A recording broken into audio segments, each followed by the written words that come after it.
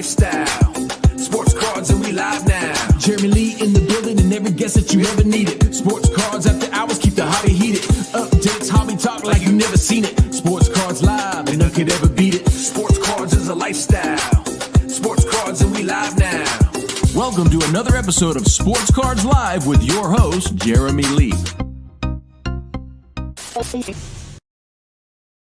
What is up, everybody? Welcome back to another episode of the Fanatics Collect Weekly Hockey Auction Ending Watch Party for November the 24th, 2024. My name is Jeremy Lee, and I am joined by Josh Madigan of the Hockey Cards Gongshow. Josh, we're back.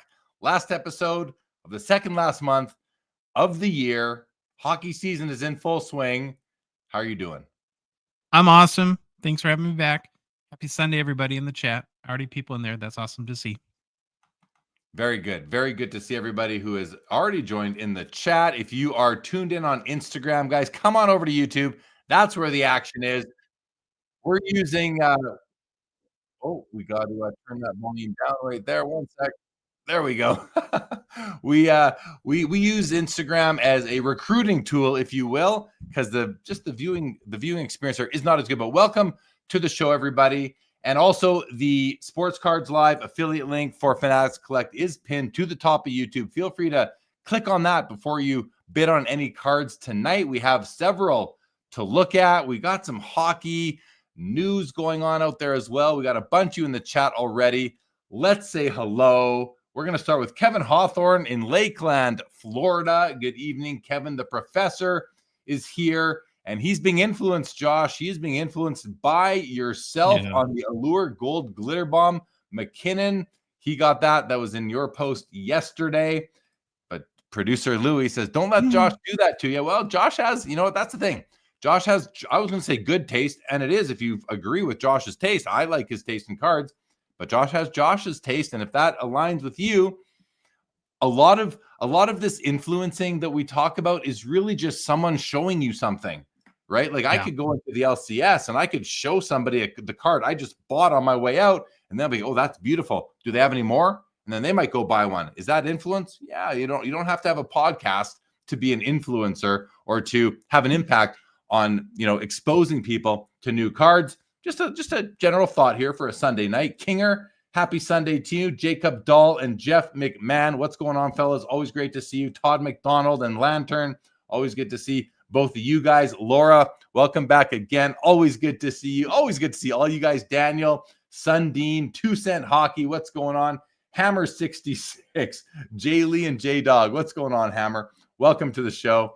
We got Irish Flyers collector. I think we call him Expo Mom. Is that right? Expo Mom. Oh, yeah. Welcome, Expo Mom, to the show. Good evening, David. G. Daniel, what's the big hockey card tonight? You haven't seen the stuff yet. There's some nice cards, and I got a few takes really nice on a couple of them. And Louis says that's all it takes to show someone something. This is so true. Exactly. Yeah. Neil does not want to be called. You don't want to be called that. I'm sorry, Neil. How about my friend Neil? That's what we're going to call you. My friend Neil. It's good to see you, Neil, as always. As always. Josh, you kind of let a sound out there when we talked about big cards in the auction. Is there something kind of the top of mind for you that you're maybe most interested in or keeping an eye on tonight? Yeah, I think there's two that just off the top of my head. There's a really nice Crosby Future Watch Auto, which is very timely, I believe. And then the Makar Young Guns Exclusives PSA 10. And I just love that car. I think the color, that's, we don't talk often enough about like perfect design cards. We have mentioned a few times on the show. And that one, in my mind, is just aesthetically almost perfect. With the color. You mentioned this one. What was the other? Which Makar card was it? The Makar Exclusives. Oh, the exclusive. So right here, this one right here. So there a PSA 10 young Cale Makar Young Gun Exclusives out of 100. And the Crosby, those are two great picks, Josh. Two great picks. The exclusives is a pop 13. It's at 2,300. While the Crosby Future Watch PSA 10, it's only at $8,500 right now, which is what? Just about 10,000 out the door right now, or so 10.2, something like that. That's a good price for that card right now. I think it's a good price. At least I'm comparing that to when I've seen several sell over the last couple of years, but that looks like, what are you expecting out of this card, Josh? Do you have any expectations on this one tonight? I don't know, it's like 12 to 14, kind of what it's going through. It has that magical PSA 10 Auto 10 that you really can't get from a grading standpoint any better than that. And I don't think the auto disappoints. He's always got such a nice auto. It's just a grail type card. I mean, honestly, for 99.9% of collectors, this would be the best card you'd ever own. It is grail. It's also, I would think, and I think it's infringing upon iconic as well. Like his young gun is iconic. So is McDavid's young gun iconic. Maybe Ovechkin's is too, and maybe Bedard's becomes that. I mean, he'll have to start scoring goals first, but maybe Bedard's will become that too. Maybe Matthews is in that territory. But I think that Crosby and McDavid's are there, and then you've got these. If you're going to step it up from the young gun, I think this is the next this is that logical step. There are other cards in between, but this is, as far as if you want to step up the iconic ladder, you would go from Young Gun to Future Watch Auto to Cup RPA. I think those are the three major rookies on sort of three different price points. And this is a great card. Love this card. I don't own one anymore, but I did for a very long time, and I miss it. These Future Watch Autos are just great cards. This is not an iconic card, but Young Guns exclusives are important. They're a very important parallel to the rookie card, and they haven't been around since the beginning of Young Guns. I don't know what year they introduced them. Do you know, Josh, what year exclusives first came out? I don't think it was like in 05-06.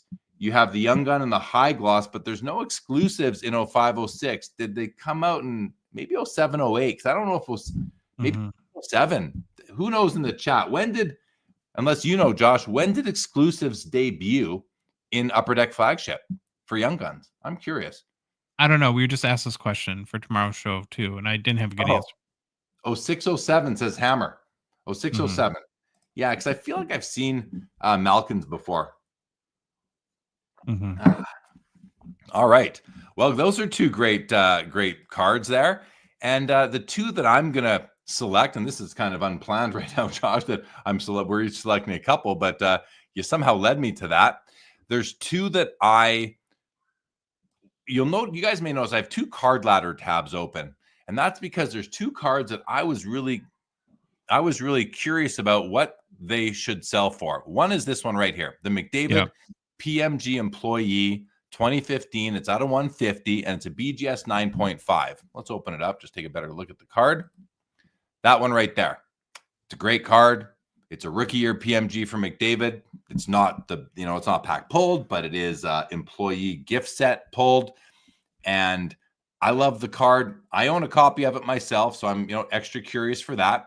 The second card that I was curious about, and it's from this one right here, the Crosby Jambalaya from 2009. And this is the second year we ever saw jambalayas in hockey. They're completely different than the first year we saw jambalayas in hockey. And it's the one where I'm like, hey, what should this sell for? Right now it's at $490. It's a pop 4 in PSA 10. That's pretty darn low, I think, for a card that isn't numbered. We don't know how many of these there are. And I will tell you, in my experience of chasing jambalayas, which I was doing for the past 7 years or so, 09-10 is the hardest year to find for me of any player. 08-09 is easier, and then 12-13 forward are all easier. This is the toughest year for me that I've ever discovered in my chases. So what should we expect out of these? So I was prepared, and I opened up card ladder. So let's look at, in terms of the 15-16, again, this is a BGS 9.5. It's a true gem, and it is sitting right now. Oh, here it is. It's sitting right now at $2,100. Well, card ladder says that the last BGS 9 sold for $2,575 back in February. But look before that. a PSA 8.5. Now, this is a different time. This is a different era in the hobby. Did $5,050 in October 2022, and back in July of 2021, a 9.5 did $3,947. And very interestingly and importantly, just 2 months ago, a raw copy did $2,500. So if a raw copy did $2,500 very recently, I would call this a relevant comp. $2,500 very recently. Well, then this sitting at 21, it's about $2,500 after buyer's premium, but it's a 9.5. That 9.5 premium over a raw copy, I think exists. I think it should exist. And how big is that though? That's the question. Right now, 21 plus 4. So this is at $2,520 out the door right now, including buyer's premium. I think this should, if a raw does 2,500, Josh, I'm going to take a guess and say this should be at least 3,500. Where do you fall in that? Because I'm pulling that out of thin air. I don't know for sure. I haven't done my research as to, cards like this, raw versus BGS 9.5s, but 35 doesn't feel off to me. What about you? Where do you think that should fall? Yeah, I would try to look at this like if there were no comps and this is a card I wanted to buy, and I do really like it, just like you. If I paid $3,500, would I sleep good that night? I think I would. Well, I mean, think about it this way too, and I'm sure this is something that you think when you look at something like this is, well, what does this Young Gun PSA 10 sell for? Because a PSA 10 versus BGS 9.5, or even a Young Gun PSA, well, you can't go PSA 9, but I think a Young Gun PSA 10 might be a decent comparison here. And what is a McDavid Young Gun PSA 10 doing? About $2,500, $3,000, or $2,300. It's pretty low or near its 52-week low, which is something that we've been paying a little bit more attention to on our show. Yeah. That 52-week high, almost like you'd look at a stock in that regard. So yeah, I mean, it's pretty comparative right now. And I like the McDavid Young Guns, but I would take this card 100 times out of 100 over that. And this is out of 150, only 150 produced. The Young Guns has been produced, we don't know, 25,000 to 500,000 times, let's say. That's a big range, but we don't know. So I think this is personally love the card. Again, I do own one, so keep that in mind as you listen to me talk about it. But I also bought it because I love it, and I'm not even sure what grade mine is. I might be a PSA 8 or something. I'm not even sure what slab mine is in. It is slabbed, but in any event, this is right now selling for what a PSA 10 Young Guns would, and that does not jive for me. So I think this should go for even 35 to 42, let's say, but who knows? Could go for more. We will find out. The other one again is the Jambalaya. Where'd the Jambalaya go? Did I open it up? Right here, the Jambalaya. So this is the PSA 10. It's sitting right now. What did we say it was sitting at? $490. And here's its last sale is $780 on Fanatics. It's the exact same copy. It's the exact same serial number. So this copy was bought on September 4th on Fanatics, and whoever bought it has relisted it now, and we'll see what they get for it. But right now it's at about $5.25 or so. But sorry, it's actually at about $600, not $5.25. It's at about $600 right now. So $600 versus $780. I mean, it has a few bids to get there. I have to think it'll get there, and it's a really, really cool card. And let's just see if we can find out what the pop is on it. Oh yeah, I want to know total pop 4, but 9 total submissions. So not many total copies have ever been submitted to PSA. And what about, can we see the 9.5? I wonder if this is going to work for us. No, we can't seem to see the 9.5 here. I wonder if we do,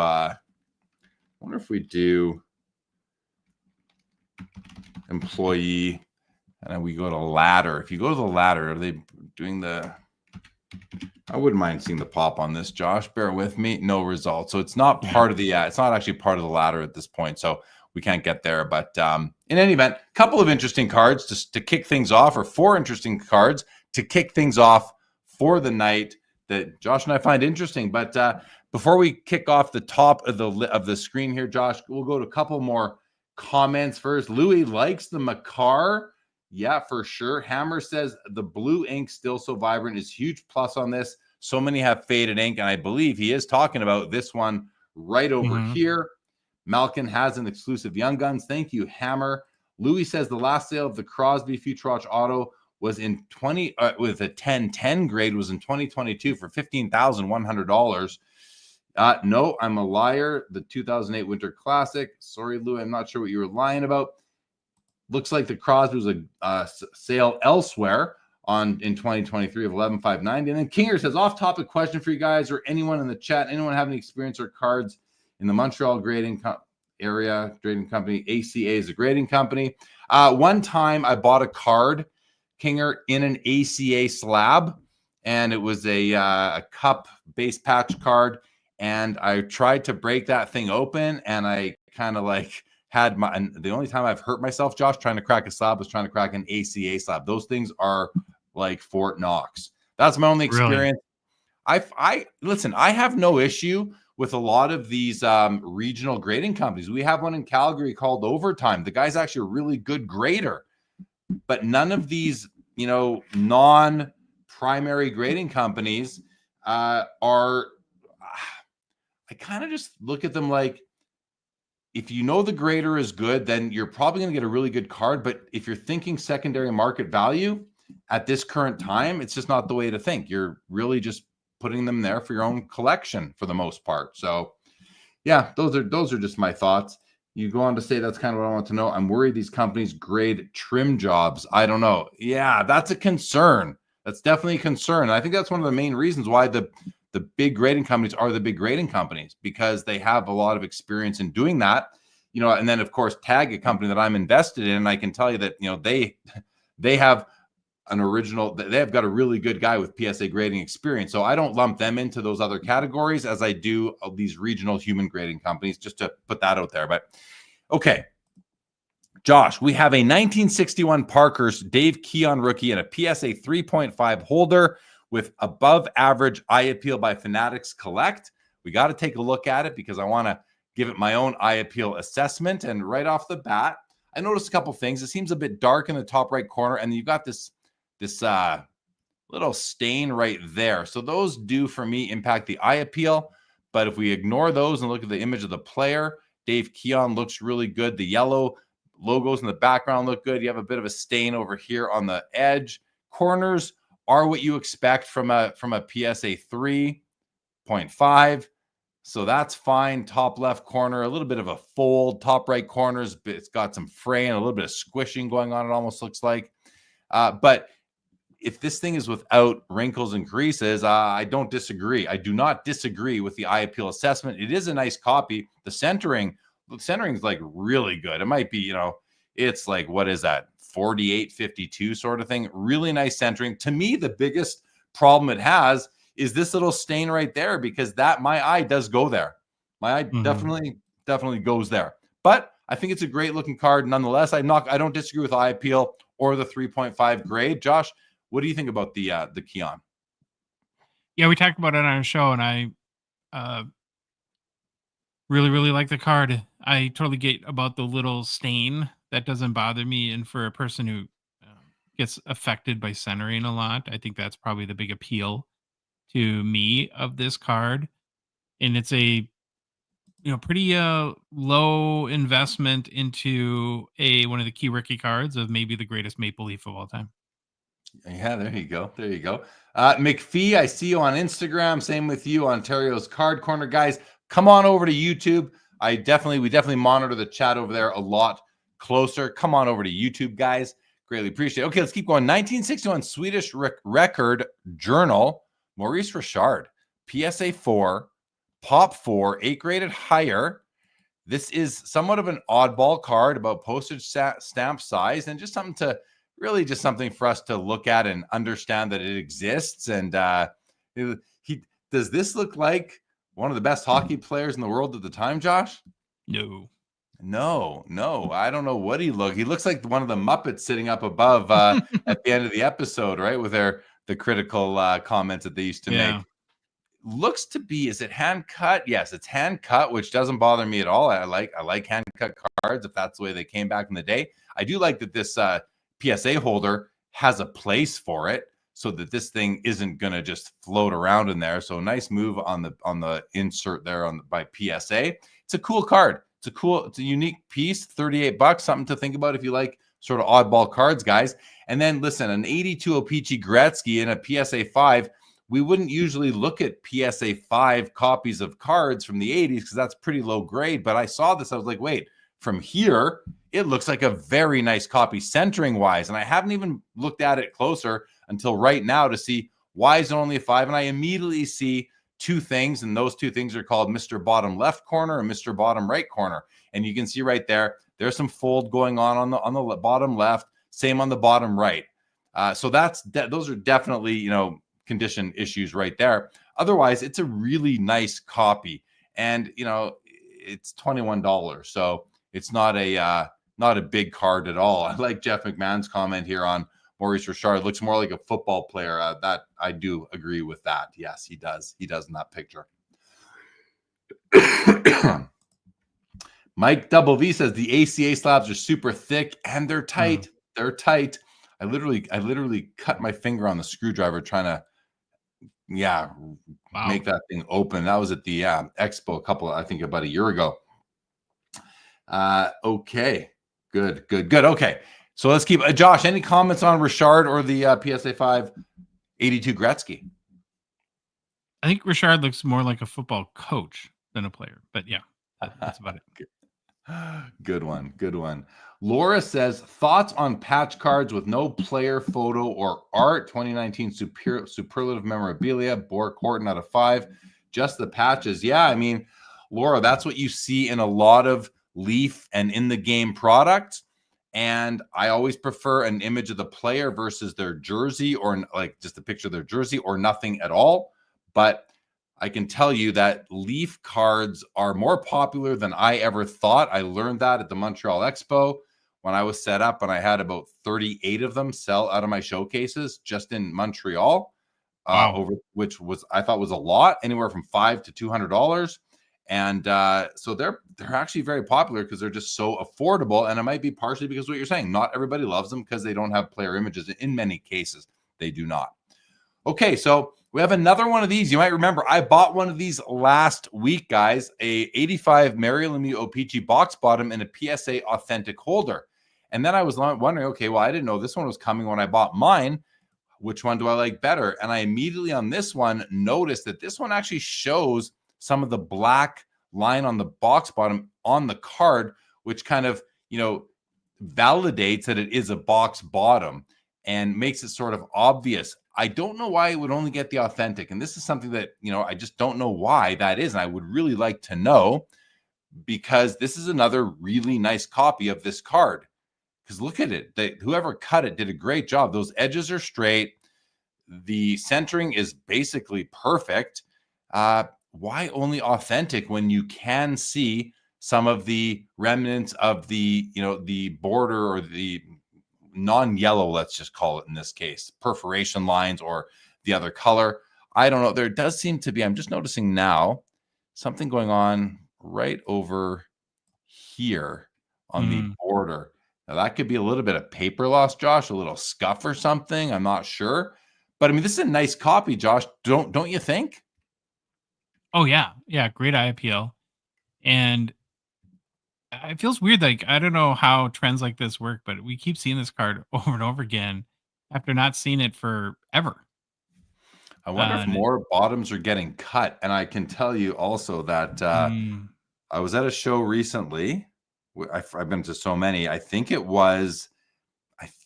must have, maybe it was Van City or Montreal. And there was a guy with his guillotine cutter set up there cutting box bottoms for himself. Oh no, it was Expo Toronto. It was the booth 2 booths down from me, actually, is where it was. Really?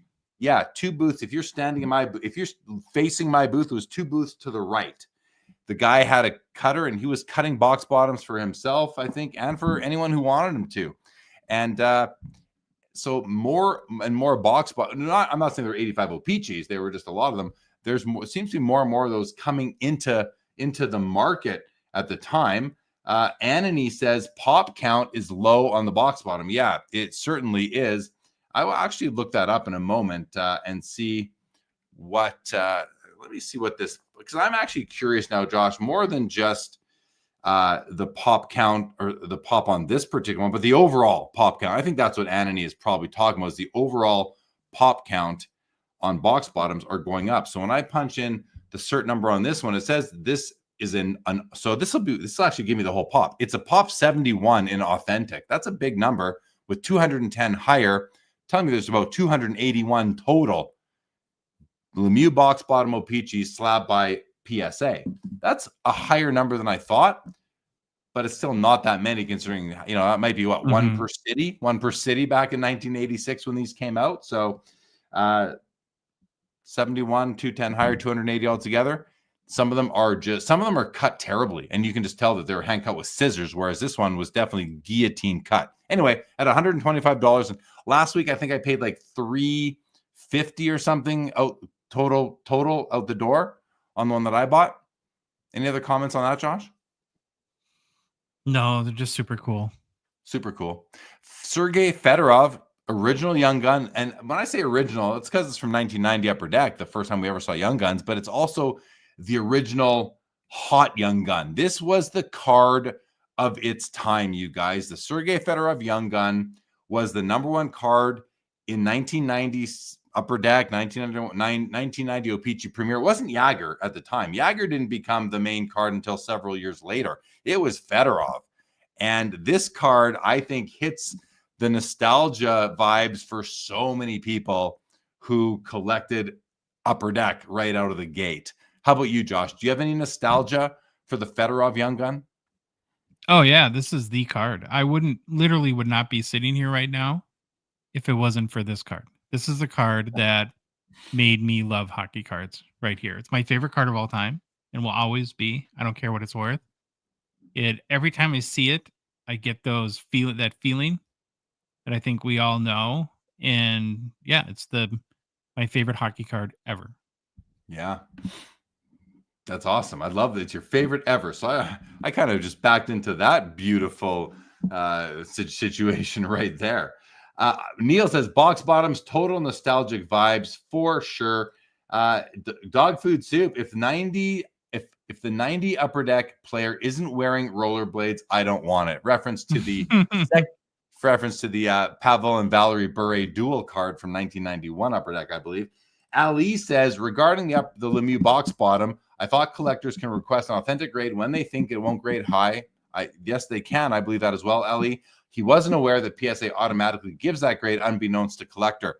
That I can't verify, but I know that you can request authentic, and I think that I don't see why they wouldn't do it for certain reasons.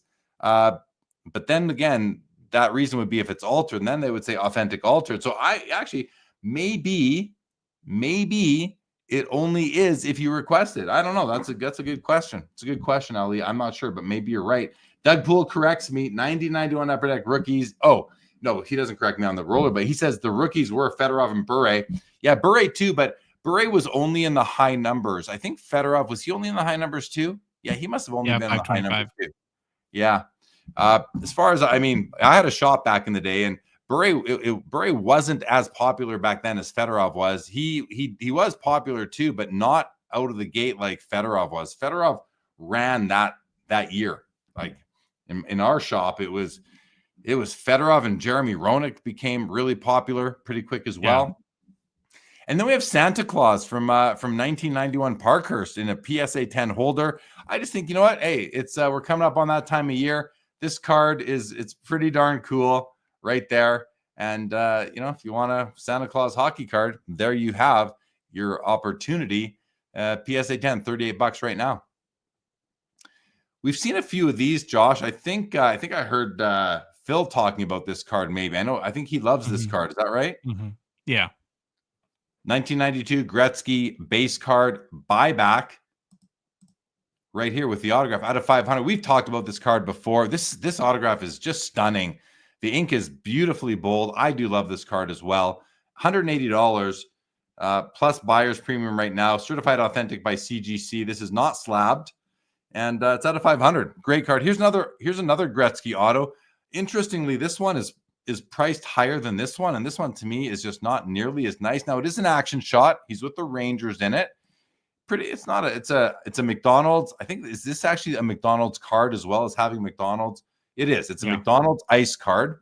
And it's cool that they have the McDonald's logo in the picture as well, as if that wasn't planned. And the auto's very nice. The auto's very nice. I like that they have their logo in the background. I think that's pretty cool. This one, it's at $195 right now. And then we get to the Crosby SP Authentic Future Watch Auto that we talked about earlier. Before we maybe pause on that one, I'd like to get Josh's thoughts on the 2 Gretzky autographs. Yeah, I'm a big fan of the Gretzky buybacks, of the going back to that, my own child, the early 90s Upper Deck. And so I always have a soft spot. The one thing I got to do is I do get a little confused on them, because I know there was a number of like Upper Deck issued buybacks. There was a number of other like post-market auto cards that were created by like Ken Golden's dad or something like that. And so it gets a little confusing as a collector around that. And you just have to do your homework on these and make sure you're getting the right one for you. Right. There's the Upper Deck authenticated line as well. I think that's kind of that, or its former version. I think that's what this is. I think if we were to open this one up, you might see... There's a hologram on the back. Yeah, there's the hologram on the back, but that's not the UDA hologram. That's a different one. And this is something you could have got direct from Upper Deck. Potentially that's what it was. I don't remember exactly, but it's a cool card nonetheless. It's definitely an authentic auto. And a couple of pretty cool Gretzky autos right there that are available. And if you're going to bid on them tonight, guys, click the SCL affiliate link. It is pinned to the top of the YouTube channel right now. It's also in the description before you place your bids. Thank you very much. Really appreciate the support. Back to the Future Watch Auto, Sidney Crosby. Great card. Among the most important cards of the 21st century in hockey, and still sitting at that $10,200 level out the door, when I think we saw that it had last sold for, and again, comps aren't everything, but about $11,600 last year in the 10-10 grade, 10 on the card, 10 on the auto. Anything to add, Josh, before we go on? 600 goal scorer, Sidney Crosby. Oh, the 21st ever 600 goal scorer in NHL history. That's a small number, guys. Out of all the, Josh, do you know how many players have ever played in the NHL? Like, that's an interesting, I think it's around 5,000. 20 out of 5,000. What's the gem rate? What's the 600 goal rate, Josh?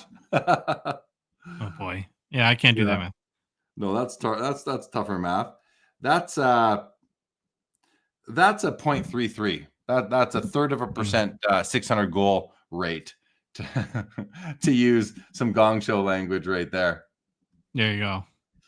Let's see. Irish Flyers, Neil says, did those Upper Deck ice cards not age well, or did they look like that from day one? Wondering if they look nicer at release. No, I think that's just the image. I just think that's the image, Neil. I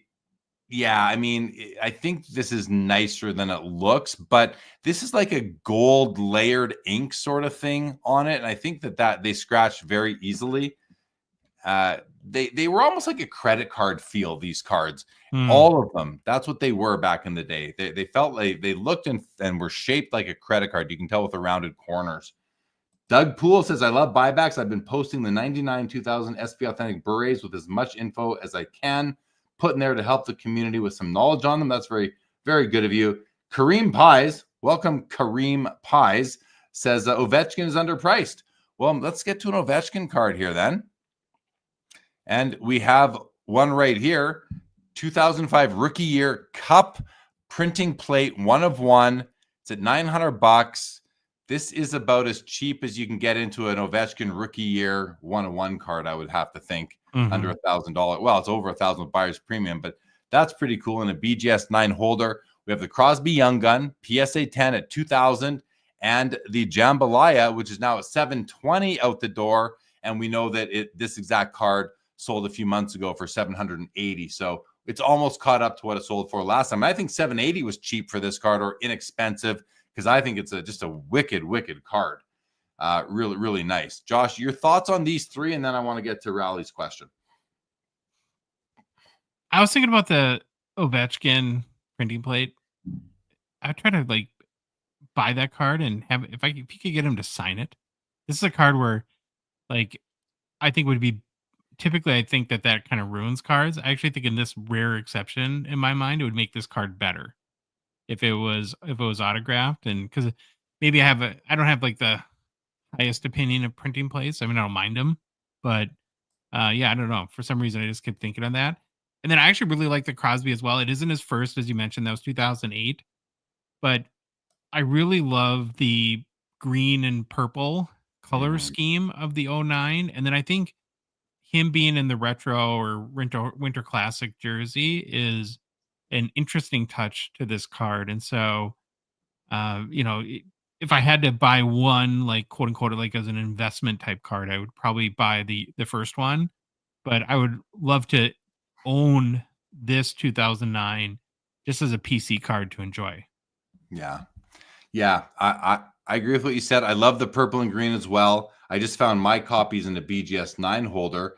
And then, it's a beautiful card to pair with the first year, which looks like that with the red and the blue. They're so different from each other. The red, blue versus the green, purple. Those are my two favorite years of Hockey Jambalaya. The first 2 years they ever came out are my favorites. 2 Cent says that the McDonald's cards were thick acetate, so they are dark.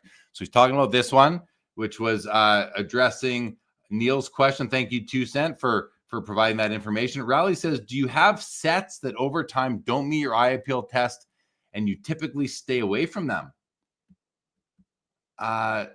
Yeah, the eye test in terms of how they look, I do. Nothing just immediately comes to mind for me, Rally. But yeah, there are cards I don't like the look of, and I may be guilty of buying them sometimes because other people like the look of them, and there were, they got hot, and I'm like, oh, I don't want to miss the boat, have FOMO, maybe I'll buy some of those or something like that. And then what ends up happening is I go through one of those rounds of reviewing all my cards and trying to shrink the PC a bit or freeing up some capital to go buy other cards. And those are the ones that get cut first. If I don't like the way they look, they get cut first. But yeah, I would have to say that does happen. Guys, quick announcement. Rage has entered the building, everybody. Rage has entered the building. Kinger says, I love his Artifacts Redemption. The NHL Shield in the background does it for me. You're talking about the Crosby and Ovechkin probably there, Kinger, I think. Okay. All right. Let's keep on going. Josh. Next row is another SP buybacks. Now this is 2010 SPX buybacks from 96, from a 96 card, a card that came out in 96. Autoed, numbered by Gretzky. It's out of 24. Let's take a look at that. Now this is interesting, Josh, because I'm not a huge fan of these SPX cards that have holograms like within them. This is cool though, and he's pictured on the right in the New York Rangers. The hologram is St. Louis. But what I wanted to mention was why I said this is interesting right out of the gate is because that autograph is freaking awesome. Like that's a beautiful autograph. That nice and thick. The Sharpie is beautifully bold, and it's a color match to everything else on the card, all the blue. So I actually really like this card as it is right here. It's sitting at $250 for a Gretzky auto out of 24. That's pretty good, I would think. Josh, what do you think of it? Yeah, there's elements I like and elements I don't like. The auto, I agree, is very, very nice. I think it is interesting. He's in 2 uniforms. He is in a turtleneck in his Rangers uniform, and that gives me the willies, but I could get past it. Yeah. And then I want to just touch on Kareem Pye's comment here. He says, it's crazy that the Ovechkin SPX rookie auto dual jersey out of $4.99 sells for way less than SP Authentic out of $9.99. And I think that's because I do believe that's a sticker auto on the SPX. And the other thing is that I find that jersey auto rookies are at a disadvantage to even just the non-memorabilia rookie card. And Future Watch is just has that brand equity that the SPX just doesn't have. It did back in the day, but it kind of doesn't anymore. So I'm not I think the craziest part of it all is that, one's out of 500, basically one's out of 1,000. That piece of it I get, but otherwise, the Future Watch is just maybe a nicer card to a lot of people, and just a more appealing because it doesn't have simple jersey when you can get patch autos as well, like Hot Prospects and of course Cup. Those are in a different ballpark as well. Definitely. Sundin says, will Crosby get to 700? Maybe. I mean, if he has 5 more 20-goal seasons, or that's all it takes is what I'm trying to say, is 5 20-goal seasons. And he could get 20 more this year. So then it's only 4 more 20-goal seasons, Josh. And he's already at, what's he at now? Is he 602, 603? I'm not sure. But Josh, what do you think of this potential? Yeah, it depends how long he wants to play. I mean, I think he takes care of himself well enough and he knows how to protect himself out there that I think if he wants to, he could probably do it. I want to make a quick comment on the previous question about the SPX out of 499. And of course, that's a fine card, but I think that it's this concept that today is, as a hobbyist, to make the best choices in cards, that this is something that you really need to think about, because they are overloading every set with, I call it the junk variety era, with parallels and numbered. There's 499s, there's multiple out of 99s, and really like truly like scarce and rare and significant cards in the hobby, I think going forward have very little to do with the serial number. Like you're going to find some, and with all the Bedards there are 10 years from now, you're going to find some out of 199 out of 99 Bedards that nobody really cares about. And that just because it has that serial number isn't going to be enough to make that card special. I think, and you know what? I think you make a really good point. I think that's a savvy point that you make too, because a lot of people might not get there, Josh. But I think what I'm understanding what you said, and this is really the first time that I've considered it, and that's why I think it's a really cool observation you make, and a really astute one, is that there's just so many of these serial, like you always talk about on your show, how many unique Bedard cards are there? We're over 1,200, I think. You expect us to get to 1,600, something like that. Seems to ring a bell from a conversation we had at Expo. 1,350. 1,350 right now. Right now. And you expect them to get to how many uniques? At least 1,500, probably. And of that 1,500, how many are going to be serially numbered? Do you have an idea on that at all? Most, honestly. I mean, and that's because that's how they're adding, as there's more demand. That's how Upper Deck has been adding hits to boxes. It's like, let's go think of these products like Artifacts or Stature, even, which everyone loves. There's so many parallels. There's 4 versions of every parallel, or even like Ice Premiers, which Ice Premiers used to be such an important card that now they have like 5 different tiers, and then every tier has a out of 199 parallel, out of 99 parallel. So again, and that's a great example, right? You can get the Bedard Ice Premiers out of 99, right? Which is sort of the true rookie, goes back to Crosby and Ovechkin, was a significant card. There's also a kind of a worthless green parallel too, that's out of 99. And that's kind of, it's worthless compared to the other one, but you have to have a deep understanding of the hobby to get that. And which is, I think, a challenge for the hobby going forward, because not everyone's as geeky about it as we are.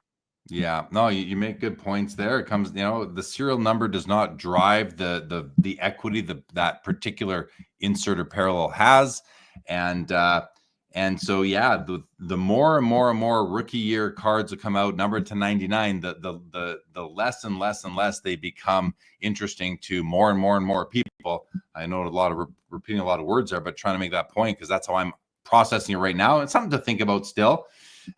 Neil says the SPX set design doesn't pass my eye test, but it's a nice auto. And Cream Pies says, and he's right, he says SPX was a huge product back then, not like a random brand with a good serial number. No, you're right. But back then, every set was important. They didn't come out with these more obscure sets that came out once every couple of years.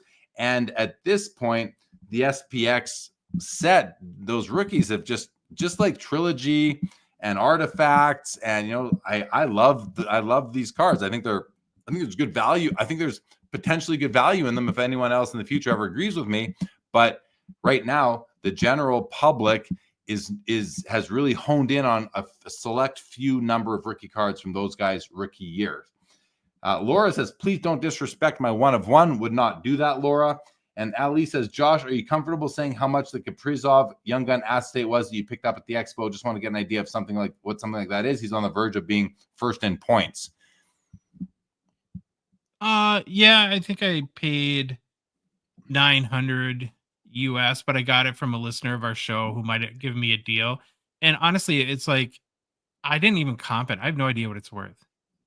I just thought, oh, that's fair. I really want the card. I've only seen it like twice in person before. And so it was just worth it to me. And maybe that's dangerous that I find myself comping less and less, but I don't know. All right, let's keep on going. We have the O-Pee-Chee Platinum White Ice Rookie Card, Mikko Rantanen, PSA 9, Pop 4, 3 graded higher, $105. Rantanen, obviously in the McKinnon-Makar shadow. He's in the dual shadow, but he is on any given night, he's the best player on the team.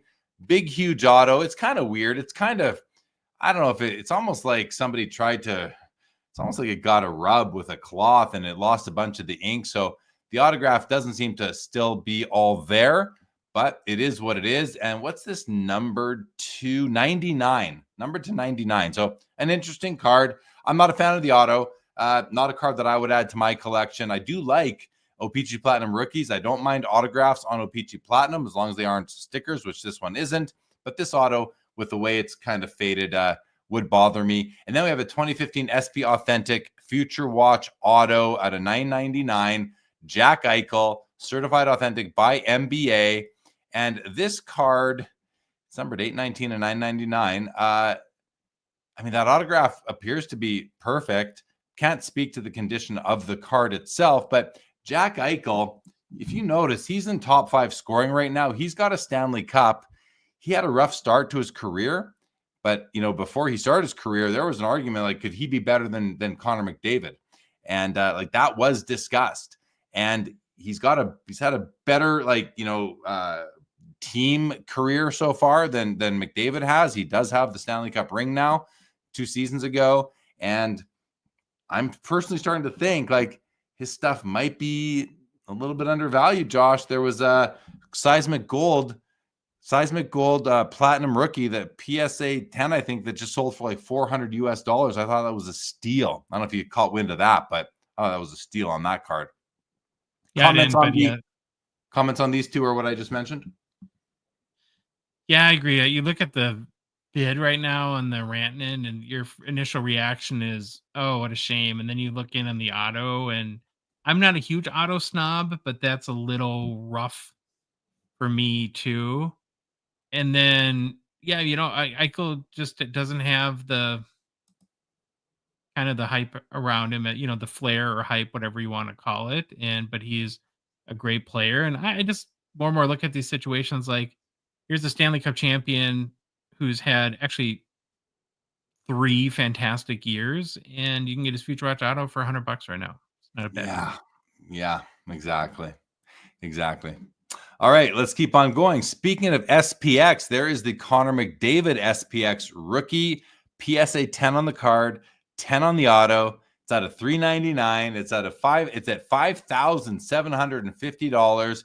It is a sticker auto, but that's okay. You've got 4, I believe. Is this 4 jersey pieces, or are these something? These are not jersey pieces. These are filled in with something else, I believe, like some sort of just material.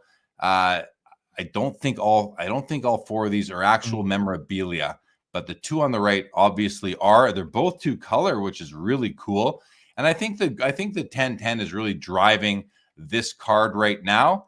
But this is, you think about 05 SPX, 10 years later, it looked like this, and it is on brand. And here you have a card that's at, over $6,000 out the door with 60 bids so far. And so it is a pretty cool card. We're up to 24. I think we were at 2,100 when we started the show on the PMG, the employee PMG Connor McDavid here, 2,400. And again, we saw a raw copy just sell for $2,500 in September. This is a BGS 95. And then we have a 2015 Cup dual scripted sticks, Joe Sakic, Peter Forsberg, BGS 8.5. Grading cards like this, modern day Cup cards, grading them, unless you get a 9.5 or a 10, I don't think it certainly doesn't help the card. It might go as far as hurting the card, because whoever buys this card, I won't say whoever, let me say a good chunk of whoever might buy this card are going to crack it out. So yeah, unless you're certain you're getting a 9.5 on these, I don't recommend grading these types of cards. I don't think it helps the cause. This particular scripted sticks uses the inside of the stick. It's not the outer side. Like sticks are, sticks are sticks, right? But imagine like slicing into it and taking an inner piece of the wooden pulp.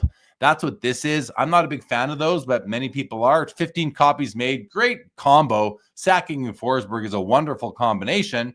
But these autographs, the Sakic auto doesn't really display that well. There seems to be all sorts of weird things going on with the inner pulp of the stick there, while the Forsberg auto is really nice. So it's a card you have to just like. Josh, what do you think?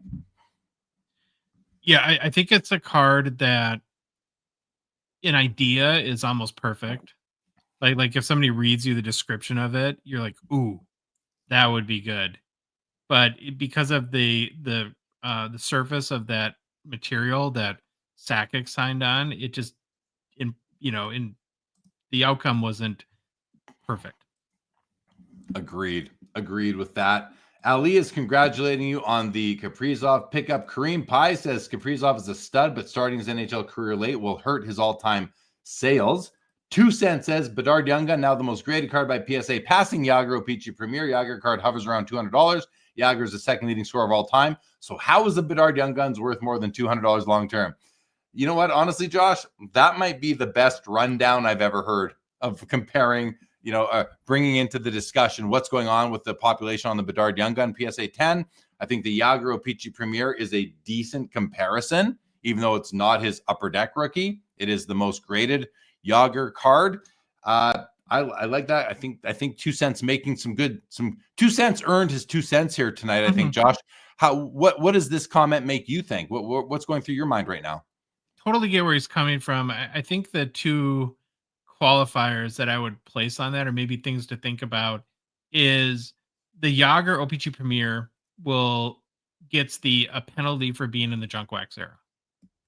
So, is that people automatically sort of disrespect those cards value-wise just because of when they were produced. And, the fact that, who knows where Bedard ends up, but today, it's hype, right? It's potential, where you buy Yager based on what he's accomplished, and you buy Bedard based on what you think he'll accomplish.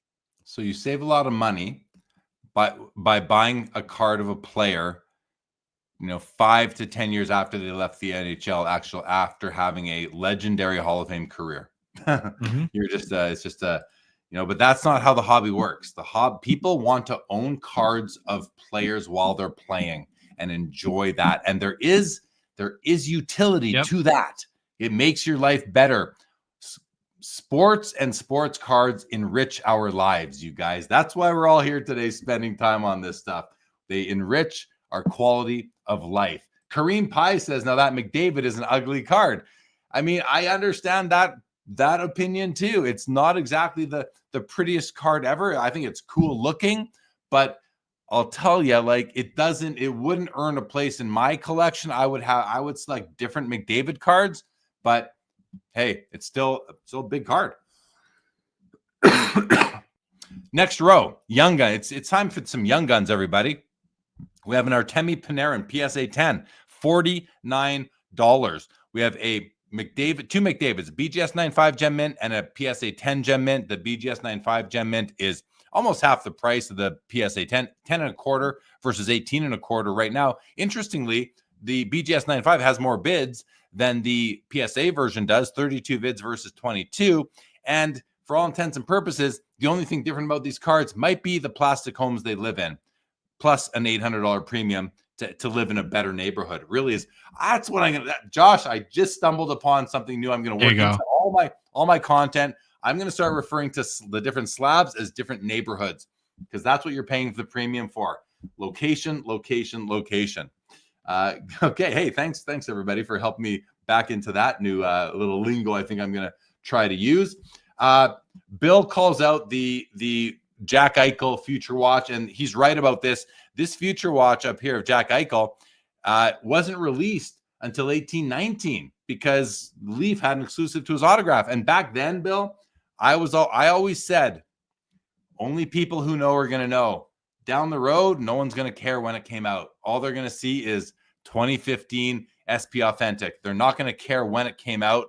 But let's have a look at the back of the card because it's going to be important what the manufacturer date is on the back of the card. So let's just zoom. We got to zoom in. NBA. The NBA logo is over it here. It says 2019. I believe it says so. It does say 2019 on the back. The NBA slab is covering it. Unfortunately, it says 2015 right there to the left of it. Yeah, it does say 2015 there. But the manufacturers, like the data manufacturer, it says copyright 2019 right under the B. It's hard to see, but it says 2019. So this card was actually, because back in 2016 when the original came out, there's another version of this card. It says it's an Eichel Future Watch, but it doesn't say autograph.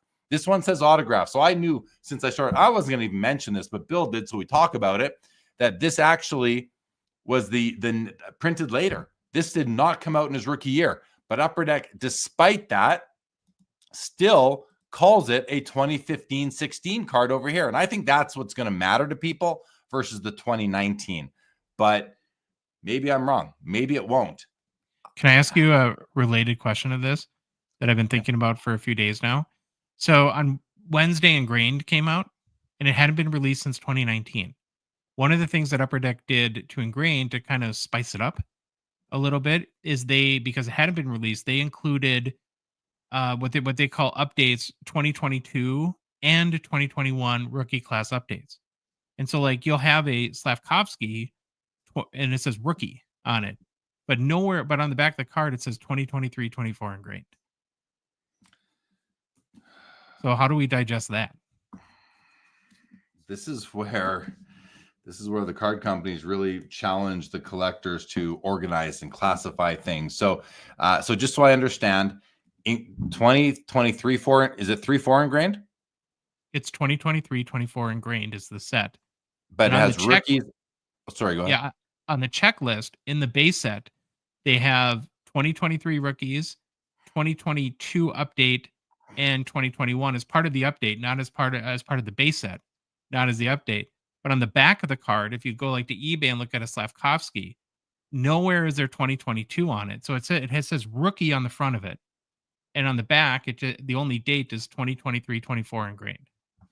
That's interesting. I mean, I think you're going to have, I think it's going to be divisive in the hobby. I think some people, couple of things. First of all, yeah, some people are going to be like, well, it came out in 2023. It's a second year card. Just because Upper Deck calls it a rookie on the checklist, does it say rookie card on the card itself? It says rookie on the front of it. So that doesn't change anything. Just because a card company puts rookie on a card, that's not good enough for me. There's more things at play. So in my opinion, because the card, just like this Eichel. So I misspoke earlier when I said this, no one's going to know when this came out 10 or 20 years down the road, but they will, because the Eichel says 2019. I thought it said 2015 on the back or 2016. So I was wrong in my initial memory of this card. I think this card here is not a true rookie card, even though Upper Deck wants you to think that. It's just not. It's almost the exact same situation that you just mentioned, Josh, in Ingrained. So that makes me believe that these cards coming out in Ingrained are not rookie cards. Now, had Upper Deck printed them back in their rookie year, if they printed them in their rookie year, they had a different design than the other cards, which maybe they do. I don't know for sure. And they just didn't come out in that year. So how can it be a rookie card? And then you're going to have people who, and this is where I'm going to have to kind of like laugh at myself. Then you have people who collect Ingrained rookies. That's the rookie card they want every year. I'm laughing because I don't know if there's anybody out there who only wants an Ingrained rookie of a player. Is that anybody's chosen rookie card? I doubt it, but I'm sure there's somebody. So like, no, my thoughts are that it's not a rookie card. Those are not rookie cards in ingrained. The Slavkovsky is not a rookie card. It's a first ingrained card that Upper Deck has designed to imposter a rookie card, but it is not a true rookie card. I feel the same way about this Jack Eichel. I don't think this Jack Eichel is a rookie card. Now, what Upper Deck did is in 2015-16 SPA, they did include a Jack Eichel Future Watch. And what Leaf did at this time, and Bill Web02 will remember, a bunch of you probably won't remember, Leaf, who had the exclusive, they said, if you want to send us in your Upper Deck SP Authentic or Cup patch auto or Future Watch non-auto, we will have Jack Eichel autograph them for you. And at one time, I thought that was the bee's knees, and I went and bought a Jack Eichel 2015 Future Watch card. Didn't say autograph on it like this one did, and I bought it at the one that someone had Leaf autograph, someone where Leaf had Eichel autograph because they had the exclusive. So Josh, in my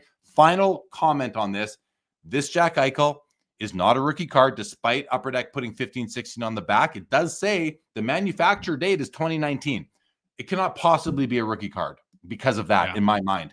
Same thing goes for the ingrained cards. Then I got to think about the 86 Fleer Jordan and all this, and it's a different set of circumstances because that was not, that was the licensed card, and it was his first major licensed card ever.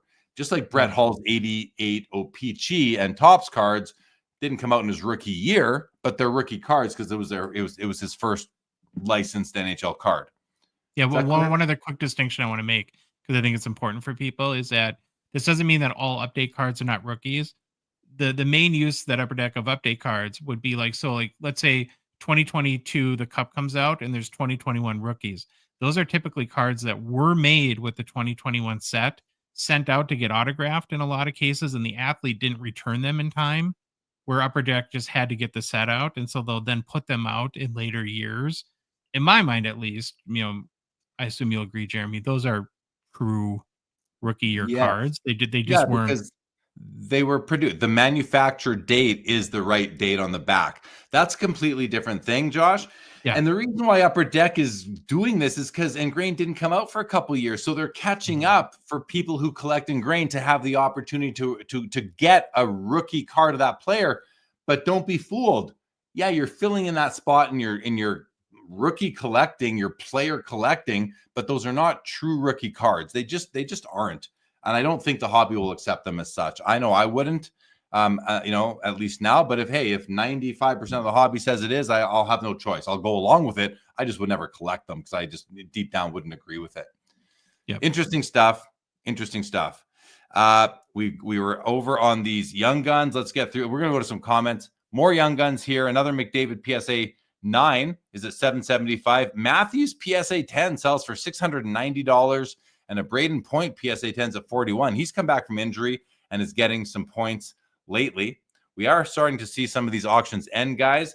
Let's go to the second page of the auction.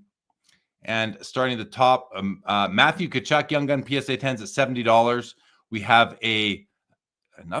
this is a 2017 Upper Deck National Hockey Card Day 10th Anniversary McDavid Young Gun at $105. That's a nice oddball McDavid card. A Kucherov SB Game Use Supreme Patch PSA 7's at $43. And that's about right. I mean, these cards, Supreme patches from SB Game Use are awesome. First of all, I have a little stack of key pieces in my collection. I love them. They don't sell for a ton unless they're really, really nice. This is about right. I mean, I could see this going for more, but I'm not surprised by the $43 price tag on that one. Josh, stop me as I try to get to the end of the page here. Next row, more Young Guns, a couple of Cale Makar PSA 10s, one's at $320, one's at $360, and a Nick Suzuki Young Gun Canvas PSA 10 is at a measly $92. And is this one about to end? Let's see. I think this Makar is going to be sold. Maybe not. Let's keep going. There's the exclusives Makar now at $4,200, which is about $5,000 out the door. That's sold. Go ahead. The Makar sold. Sold for $4,200. My bad. Pop 13, $4,200 final.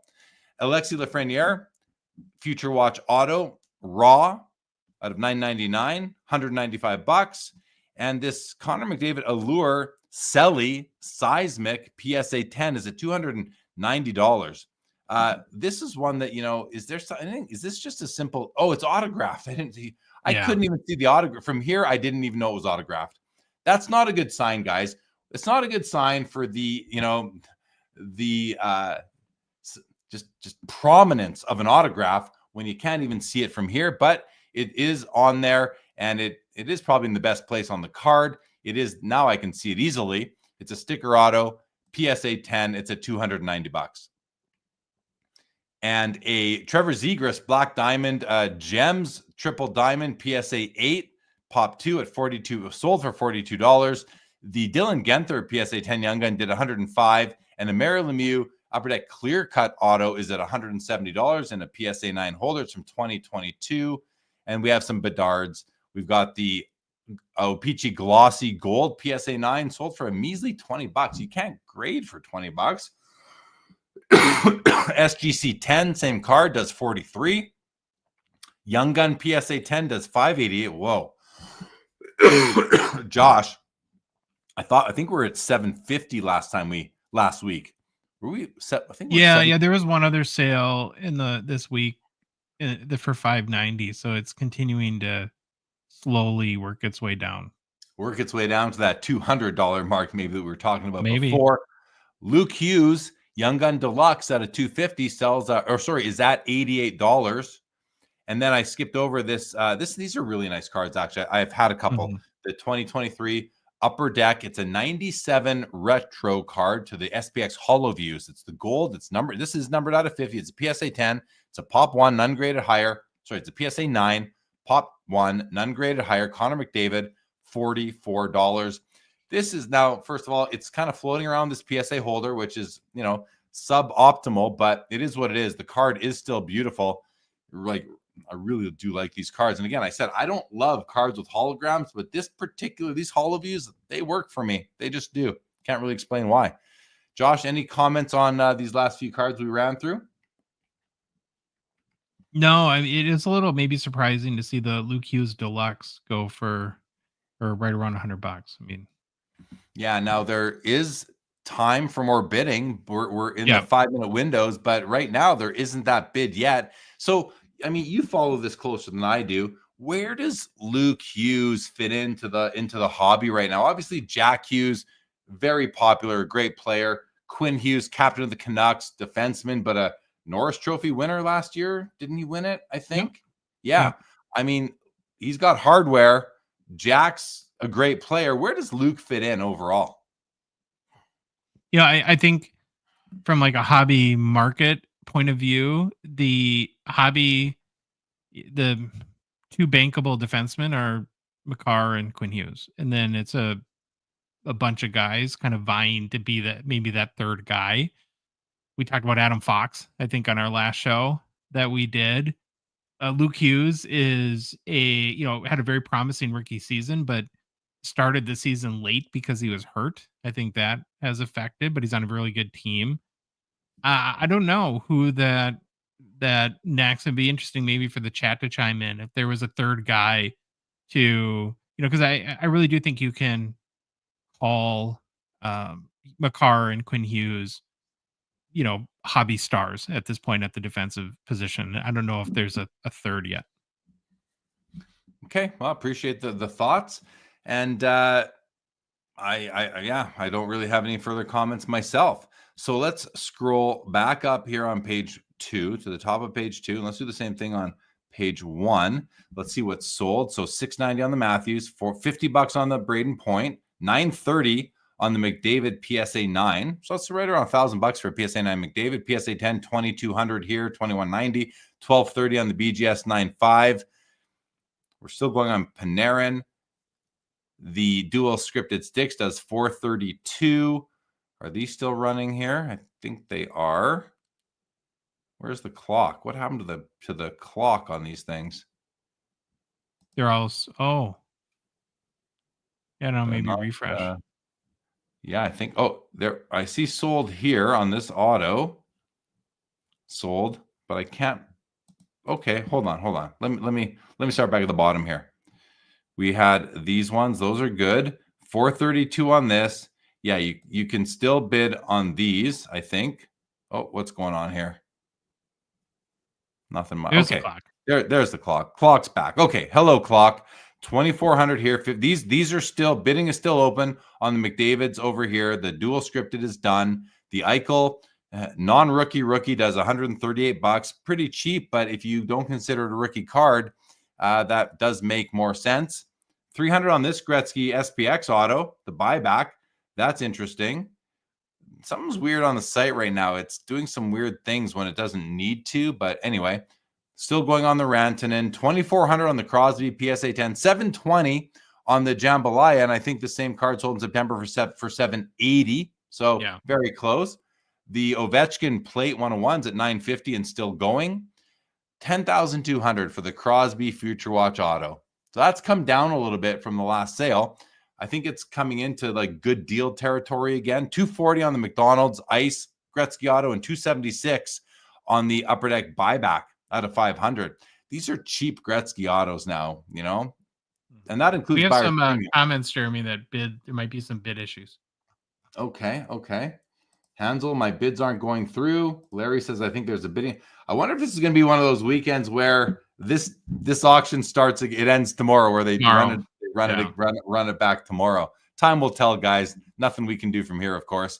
The Santa Claus sells for 55. The Fedorov PSA 10 Young Gun, 56. The Lemieux box bottom is still going. $36 for the PSA 582 Gretzky. $55 for the 1961 Swedish Maurice Richard, and the PSA 3.5 Dave Keon rookie sells for $324. Pretty economical way to get into a Dave Keon rookie right there. So while the site is sort of figuring itself out, let's go to comments, guys. And I'm going to start way back. Well, not way back, but we're looking at about 17 minutes ago when Laura made the comment and says, does Jágr in the junk wax era equal the amount of Bedards out there today? It's a great question, and I don't think we know the answer, but I don't think the answer matters so much, actually. I think what matters nowadays are PSA pop reports and Beckett pop reports and total pop reports. I think that matters. And Josh made the comment earlier that one of the differences is that the Jágr comes from the junk wax era. And while I do agree with that, with that, and maybe that hurts the card, the O-Pee-Chee Premier was the premium brand in its day. So I think that helps it a bit, but being from that era definitely hurts it, as Josh said. And then the other thing is that, you know, when we look forward, when we look back, 20 years from now, how are we going to look at this era? These big prison populations and young gun populations, is it truly a junk slab era? And if it is, how similar will the effects be to those from the original junk wax era? I think there will be similarities. So I think, if Laura if this is sort of a rhetorical question, and it might not be, but I don't know, if I think it's similar. I think right now there's more Bedards than there were Jágrs. So just some additional commentary on that. Josh, anything to add before we go to the next comment? No, I think you summarized it pretty good. Marco says, I did a trade with a PSA 8 Eichel. Sorry, I did a trade with a PSA 8 Eichel and got like 135 in trade. Nice, Marco. Rally says, Jeremy, can you show a picture of that Reinhardt Panthers emblems of endorsement you picked out? I sure can. Right there, buddy. I can show you even better. Nice. I'll show you the card itself, not even a picture. There you go. Beauty. Thank you. Kareem Pie says, does Draisaitl ever sell at the prices he deserves to sell for, or always gets treated in the market like McDavid's wingman? The latter. He does get treated like McDavid's wingman, like playing in the shadow. Same with Malkin, right? I think Kareem, you might make the same comments about Malkin. He plays in the shadow, just like Marner does for Matthews. It happens across the league in many cases, but especially those ones. But Draisaitl does, his cards do sell for decent money. But if McDavid wasn't there, if McDavid didn't exist, his cards would sell for more, I would think. Do you think his crabbiness hurts him a little bit? I'm starting to think so. Maybe. Yeah. I mean, people want to, I think generally, if you're a hockey fan, like if you're just like investing, you don't care what the personalities, you're looking at the stats. If you are a collector, I think you do care a bit more about the person behind the card you're collecting. I mean, I don't want to collect cards of somebody who I don't think is a good person, or I don't like for whatever reason. I mean, the odd time you'll pick up a card still if the guy's a legend for whatever reason. But yeah, I think that does probably impact things, Josh. Yeah, and I don't know if he's a good person or not. He just seems always, and I actually like him a lot, and I collect his cards, but he does seem really crabby in front of the media all the time.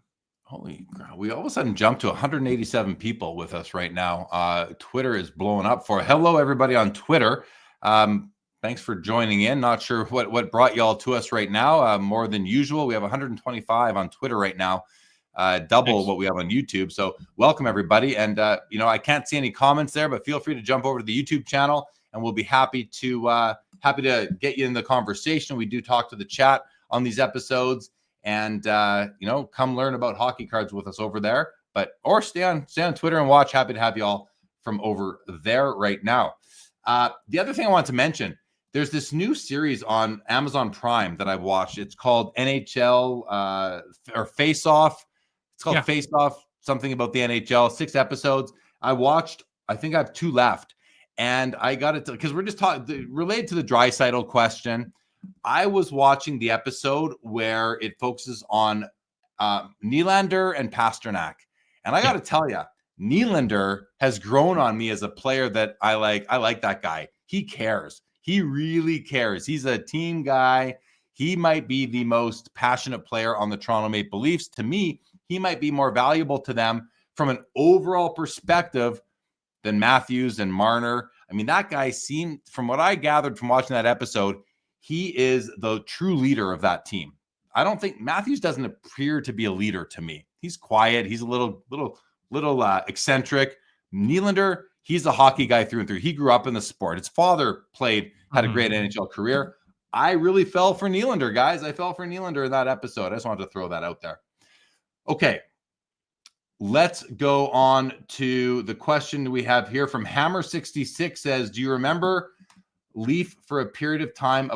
So Leaf trading cards offering to apply sticker autos to your Upper Deck Eichel cards in 15-16 if you sent them in. Yeah, I do remember that. I was just talking about the Hammer, but they also, in some cases, he would hard sign the card as well. And that was pretty darn cool as well. But yes, I do. I think he had to pay like $200 to get the autograph or something like that. What's up, P. William? Welcome to the show. Sundin says, isn't the 86 Fleer Jordan the same thing with multiple rookie years combined? Well, no, it isn't, because it was the first year Fleer ever came out. It's like 51 Parkhurst hockey. Gordie Howe didn't play his first year in 50-51 or 51-52. He was playing since like 1947 or something like that. So it's just the first time cards were made for that player in that set. So it's not the same thing in my opinion, Sundin, but I do see what you're saying, but I do not think it's the right thing. Chris, Dog Food Soup says, so does that mean the Cup RPAs that come out this year for 21-22 aren't rookies? No, like Josh said, those cards are called update cards. They were printed back in the day. They couldn't get them autographed until now, so they inserted them. So to me, I'm making a distinction between the date of manufacture and the date of distribution, or the year of manufacture and the year of distribution. If those are the same and they're later than the rookie card, they're not rookie cards in my mind. There are cases in the history that are, but not in the modern day. Whereas if the date of manufacture is, or the date of manufacture is in the past and the date of distribution is current, can still be a rookie card in my mind. Turpin Forster says hockey collectors are very picky on their rookies. That is true. He goes on to say, I'm biased about the Jordan because to me, real rookie cards are pack pulled. The star comes from a bag set, meaning guaranteed. Terp, I used to fall in that camp too, Terp. I don't anymore. The method of distribution has really become almost not important to me at all anymore, because now we have cards that aren't pack pulled all the time. Direct to consumer, we've got card e-pack. It's a different sort of thing. And again, 20 years from now, are people who are trading these cards at card shows, LCSs, are they going to really hold that against the card? I don't know. I don't think so. So for me, that is the least important piece of it. But, factory sets, think about a factory set. So are some Griffey rookies rookie cards, but the ones that were out of factory sets, not rookie cards because they didn't come out of a pack? Anyway, it's interesting, and I respect all opinions on that, really. I just have my own. Hammer says, I don't think they are true updates just because those ingrained sets never existed. Good point. The ingrained set never existed. That's a good point, Josh, right? It's not a true update. It's a catch-up, which is different. It's not an update. You're not up. Yeah. You can't update something that never existed. It's a catch-up. It's not ketchup like mustard. It's a catch-up, in my opinion. Well, you know what I found out too, like while we were talking, I was looking at a bunch of eBay listings just using Slavkovsky as a proxy, and their upper deck is inconsistent with ingrained. So there's some cards on the back, they have 2023-24 ingrained hockey, but then they also have 2022-23 rookies, and then there's other cards where it just says 2023-24 ingrained on it, and both of them have rookie on the front designed into the card. Yeah, that's just so to me that again. Now, it's different to put the word rookie on a card. If a card company, they can do a couple different things. They can just put the word rookie on a card in the background or somewhere, and maybe it's a picture of the player from when he was a rookie. That's fine. Doesn't mean it's a rookie card. The other thing that that a card company can do is they can put RC or rookie card right on the card. And the fact of the matter is that doesn't make it a rookie card to me or to the hobby. I don't think the hobby would agree with that. I think the hobby would say, no, it has to meet some other criteria to also be a rookie card while the card company puts it on there. So, I think that the hobby has the say, not the card company, in what a rookie card is and isn't. And they need to get in line with the hobby's overall sentiment. Yeah, where I don't like it, not that I disagree with what you're saying, is that if you're a new hobbyist and you're on eBay, which is where I think most new hobbyists start, and you see a Slavkovsky with rookie on the front, you're going to think it's a rookie card. And then you're going to learn later that the hobby, at large doesn't view it that way. And that becomes one of the learning taxes for entering the hobby. Yeah, exact. Great reminder, Josh. So important that you point that out. I completely agree with it. And anyone, listing cards, whether it's on Fanatics Collect or eBay or anywhere, I mean, whoever's titling these cards can put whatever they want in those titles.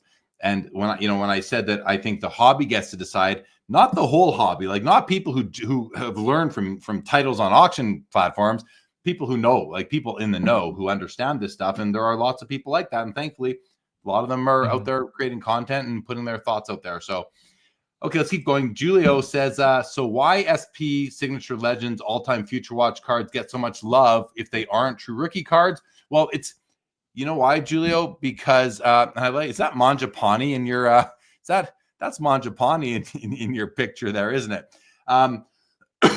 Julio, I think it's because they are still cool cards. You don't have to be a rookie to be valuable. Some inserts, some parallels just become super important to the hobby, and those ones they're not true rookies, but they are the kind of the closest thing, like tribute, like Cup tribute RPAs. They're not true RPAs, they're tribute RPAs, and they sell for premiums because they look like what the rookie. It's as if this guy had a Future Watch auto. That's what it would have been. Yeah. I don't think anyone looks at the Wayne Gretzky and says that's a rookie card, but everybody still kind of wants it.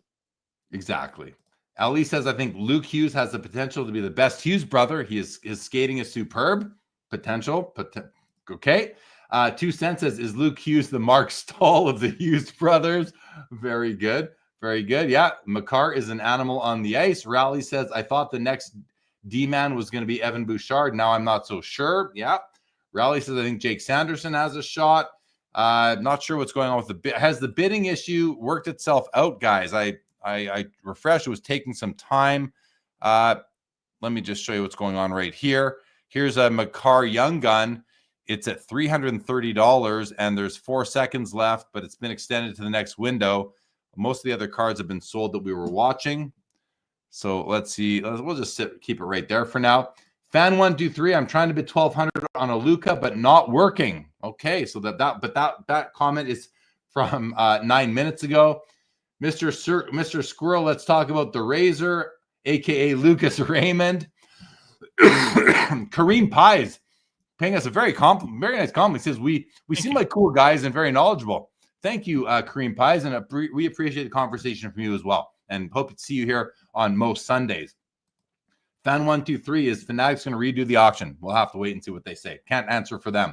Dog Food Soup says, but if cup sets are running 2 to 3 years behind, does that mean they've been printed the whole time and just sitting, waiting to go out? No, it does not mean that, Chris. It does not mean that. And that's a special situation because of supply chain issues. I don't think that they were printed back then. And that's going to be something I think the hobby is going to overlook. It's something I'm willing to overlook because it was an extraordinary event. And to me, it's just, yeah, you can say, but Jeremy, you can't have it this way and that way. Well, yes, I can. I can have it any way I want. I can make up my mind on each of these for myself, as can everybody else. But in that case, they were designed in time. Like all these things were meant to happen, and then they couldn't get paper. They couldn't get printing time. So it's a bit, it's a gray area, Chris. But to me, I am willing to accept them as rookie cards, even though it violates some of what I've previously said. I think there's another quick point you can make here too, that,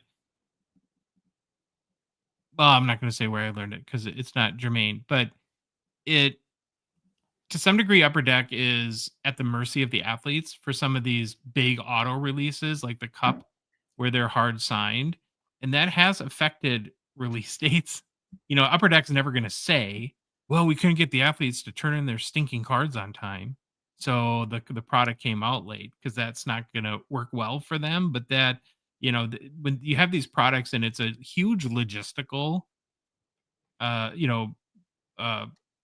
project to get all those cards signed and returned. And the reason why I wanted to bring it up is because that's where you get those kind of true update situations we've been talking about, where they'll wait and finally get enough player autos returned where they say, okay, now we at least have enough to release the set. And then maybe 2 months later, player X finally gets their autos in, and they go into next year's the Cup. That's really how that happens. Yeah. And that, I think, so I agree with everything you said. I think that is a bit of a different situation though than the pandemic situation. It's similar. Yeah. It's similar, but you're right. It's a compounding factor. You're right. Like Upper Deck doesn't want to release the Cup next year until Bedard's returned his autos. They do not want those to be redemptions. So, but those cards are going to be printed in the right time period, because I think they're probably caught up on the printing. Well, maybe not actually. Those might not be printed until, I don't know when they're printed. Are they? I have a feeling they're printed already. So we're in 2024. Yeah. His rookie year was 22-23. So, some cards come out in 23 where they print in 20. Yeah, I mean, it's gonna be an awkward. We're going through an awkward period. I do think the hobby's going to be okay with it as far as designating those as rookie cards. Yeah. Laura says, so I imagine Amazon Face Off is nowhere near similar to the 1991 Canadian movie Face Off. I don't think so. I'm not sure what Face Off was, Laura, but I don't think it's at all similar. Sundin says it would be interesting to have some kind of poll or survey to determine what the hobby thinks is a true rookie card. Honestly, Sundin, that would be chaotic. And it couldn't be just one poll. You need to ask them to answer several, like a series of questions to hone in on what the deal is there. It's not just going to happen with one question sort of thing. And it would have to kind of be a scientific sort of, like it'd have to be written by someone really smart to figure that out at this point in time. I think maybe not that smart, but it would take more than one question at least, but a poll still works. A survey would work. Professor says, picked up the McDavid 2023 SPX Hollow View Gold out of 50. I told you I love that card, Professor. You were listening. You're going to be happy with it. It's a beauty. Absolute beautiful card. Congratulations. Thorson, who we both met at the Expo, yep. Josh, in the chat. What's up, man? Good to see you. Welcome to the show tonight. Preston Card says, looks like the bidding issue just fixed. However, previous auctions were still affected. Okay, thank you for that information.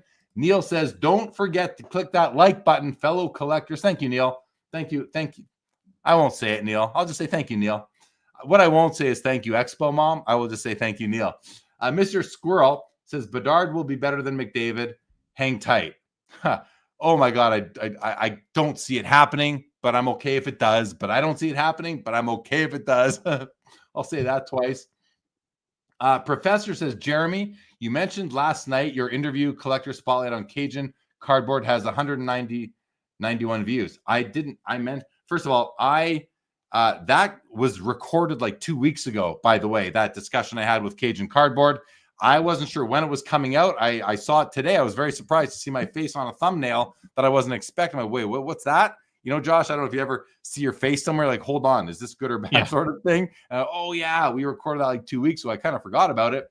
But thank you for that information, Professor. Had a great chat with Brian, who is Cajun Cardboard. Many of you probably follow him on YouTube. A great hobbyist, so passionate about the space. He's basketball. He's exclusively basketball and almost exclusively Michael Jordan, but he's doing a series of collector spotlights. And we talked about my collection, which was a lot of fun.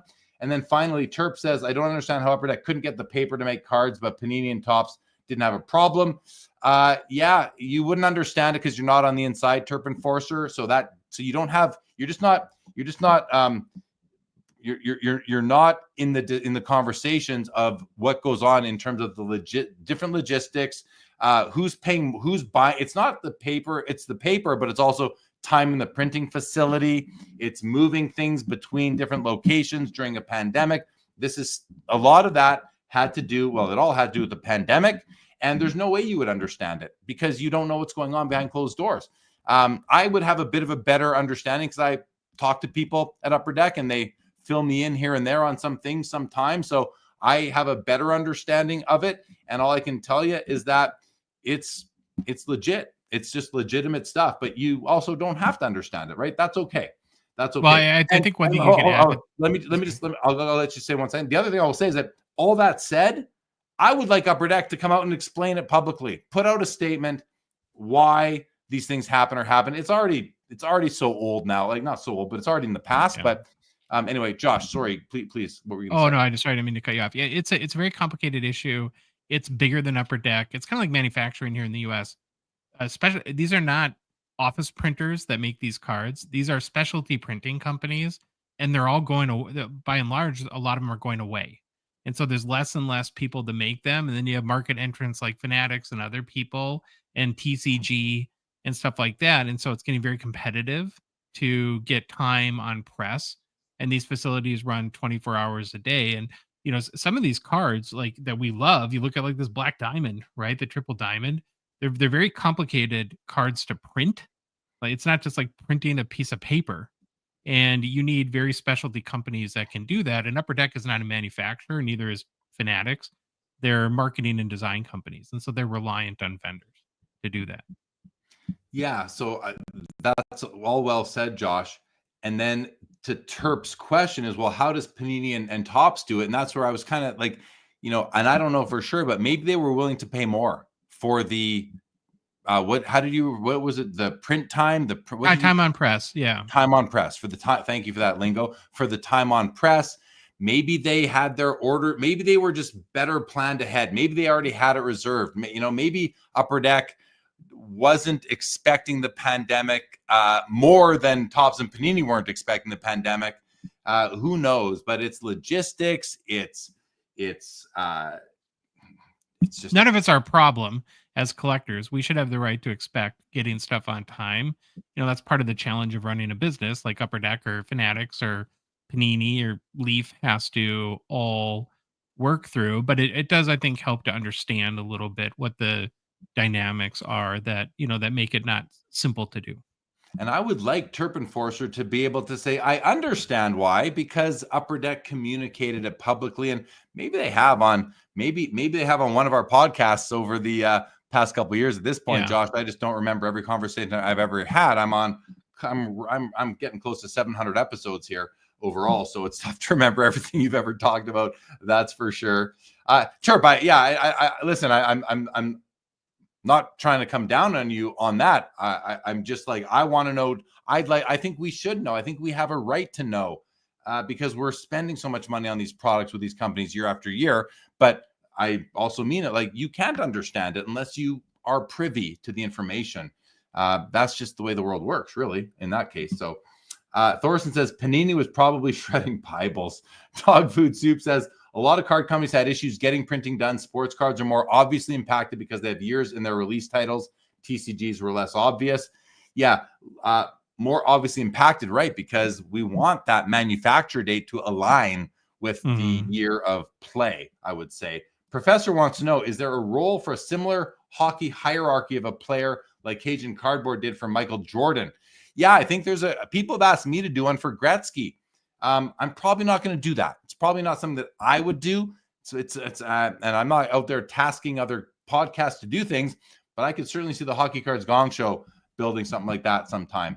Okay. And I would definitely consult them on that and be a part of it, but it wouldn't be, I don't see myself doing that, Professor. But yeah, there certainly is a role for something like that. Josh, what do you think? Is there a role are you familiar with Cajun Cardboard's Jordan hierarchy, first of all? Yeah, as I see the guy like has tiers, like tier 1, tier 2. Yeah. Okay. Yeah. Yeah, I mean, I could see. I mean, that's the kind of weird stuff we do. So yeah, that's why I said that. Yeah. Irish Flyers, Neil, remember too, during pandemic, some businesses had to close because they weren't essential businesses, so caused a major backup. Yeah, there's another thing right there.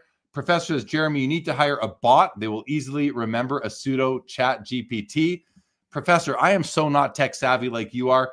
If anyone out there knows a student who wants to be like, what do you call them again? An intern or something like that, or wants to help me build my improve the technology, the production value of my platform, my YouTube live streams and that, please have them reach out to me. I'd love to bring somebody on to help me improve that. Anony says they call bots AI agents now. Oh, so we're scaling up what a bot is. And Dog Food Soup says, I think asking Upper Deck what led to the delay is a good question, but what is their plan to catch up? Can they release $1,000 cup set every 8 months to catch up? Can the market sustain that? I think the market can sustain it, first of all. It's been proven. I mean, breakers help take care of that. That's just the way it is right now, the last few years. And the other thing is that, they are catching up. Josh, do you have any idea when we're expecting the Bedard Cup year? Like, is that in the next few months, you think? Oh yeah, it's going to come out. It will not be a year between, they're very secretive of the cup, but it'll be, my guess is within the next 6 months. And they've made a lot of progress to catch up, and there's been some unintended consequences to that. So since September 1st, there's been 10 hockey releases. That's basically 10 releases in 10 weeks. And, if you go back and you look at the expo where we were a few weeks, one of the things that local card shops are communicating to Upper Deck, I think, is that they're getting overwhelmed with new, right? Everyone wants to be Upper Deck to be caught up, but then when they really kind of force the issue, then all of a sudden you've got so many products coming in to local card shops that they're almost having a hard time keeping up because the customers are overwhelmed. And you made a good point about breakers. They help kind of push some of that through, but yeah, it's not simple as just pumping the products out. And so, but they're very, very aware of kind of how far they've been behind. And actually, I think within the next 6 months to 9 months, it'll feel pretty normal based on how much progress they've made recently. And the other thing that's important to add to all this is that they hate it as much, if not more, than the hobby does. They are not happy that it's gotten to where it's gotten to, that it got to where it got. And it's worse for them than it is for us. Let's just put it that way. So, it's not like they like it. They did it on purpose. None of that. It's just the reality, just a set of circumstances that led to it. So, all right, guys, we're going to wrap this up, Josh. We usually go about 90 minutes. We're at 100 here now. Very quickly, Chris has a final comment here. Does that frequency devalue singles on the secondary market when the focus is so quickly moved from one product rookie to product 2 rookie card? And Chris is, I think, just kind of getting back in the hobby after a bit of a hiatus, Chris, if that's right. But I've known Chris for 20 years through the hobby. And that does happen. Yeah, that's exactly what happens. But that's always happened. It doesn't even matter how long the time is between set releases.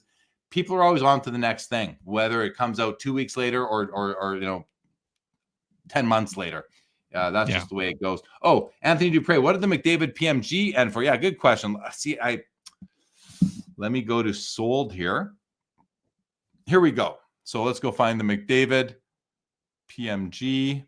First of all, $720 on the jambalaya, $1140 on the Ovechkin plate, $2,400 Crosby Young Guns.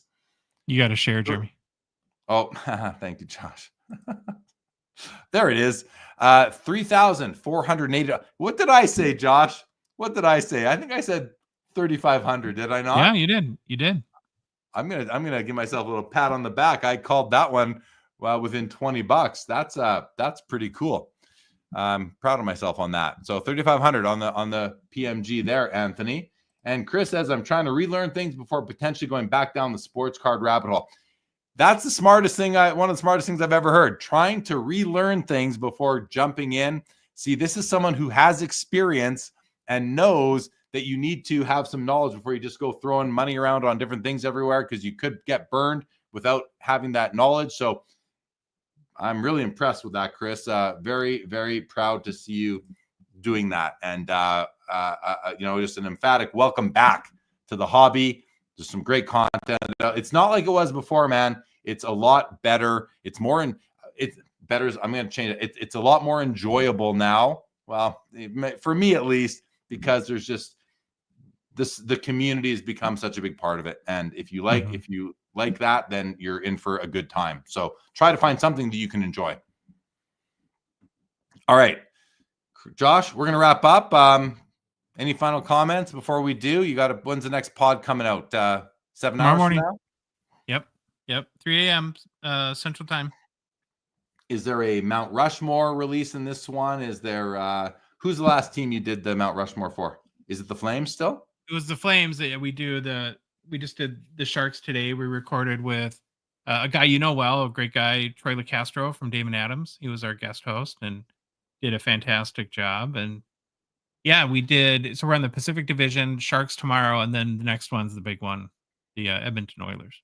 Nice. Okay. Have you got the final decisions for those 4 Mount Rushmore players? For the Sharks, yeah. No, not for the Oilers. Not for the Oilers. No. Okay. Well, so Gretzky, McDavid. We're not gonna do spend any time on this, but Gretzky, McDavid are the only 2 that I'm 100% confident on right now. After that, there's I'm sure there's some others, but it's gonna be interesting. I can't wait to see it. I'm curious on the Sharks too. I'm sure Joe Thornton is there, and I'm sure there will be some other great players. So all right, good stuff. Thank you, Laura. Appreciate that. Always appreciate seeing you in the chat. Neil, good to see you. Thank you. Neil says it's time for bed. Expo Mom says it's time for bed, guys. We're going to wrap this up. Thanks for joining, everybody. And with that, this episode of the Fanatics Collect Weekly Hockey Auction Ending Watch Party on November the 24th, 2024 is now over. Bye, guys.